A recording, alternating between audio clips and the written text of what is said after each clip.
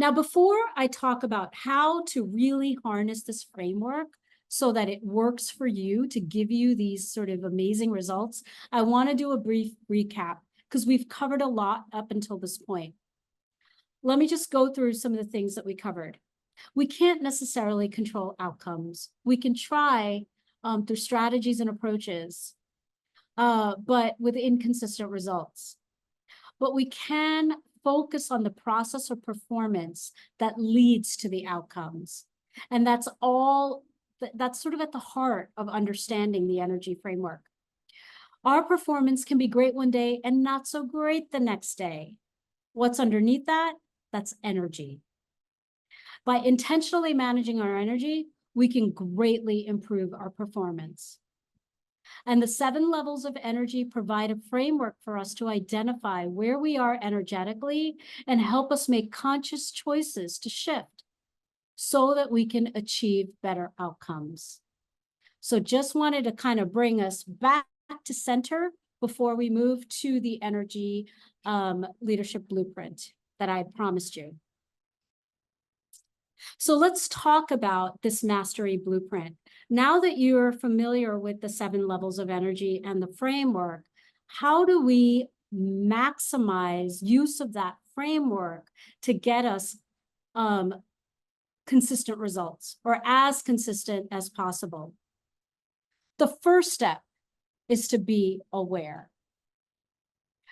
The principles of the 7 levels of energy apply both sort of to private personal life and to our professional realm.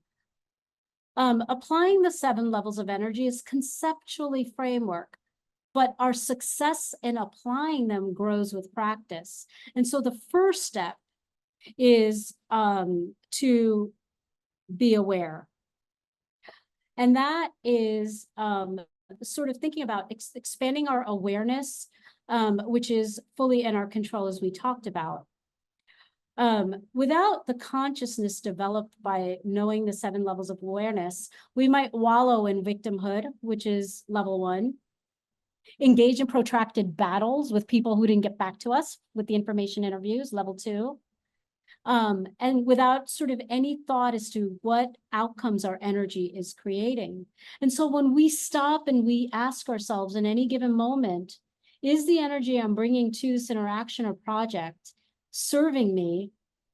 Is it strengthening the connection between me and my goal, or is it moving me away? And we can sort of understand that by looking at what is it that we're thinking in this moment? What is it that we're feeling? Where does that reside in that 7 level framework, right? And just being simply aware of that is step 1. And I do this, some of the ways that I've helped my clients do this, as well as for myself, is that I really encourage them to have a regular journaling practice. Now, when you're in the throes of work, when you're in the throes of life, I get it. Stopping to journal on what is going on for you, particularly when you're triggered, it's sort of the last thing you want to do.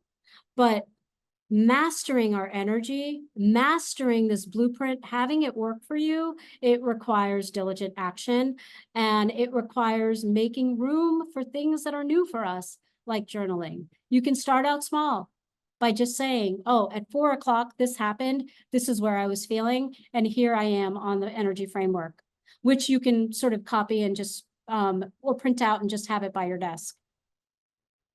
And mindfulness practices, of course, because a lot of what we're feeling is in the body. And so when we start feeling that disease, our shoulders scrunching, you start recognizing, oh, something's up. I need to hit the pause button. What am I feeling right now?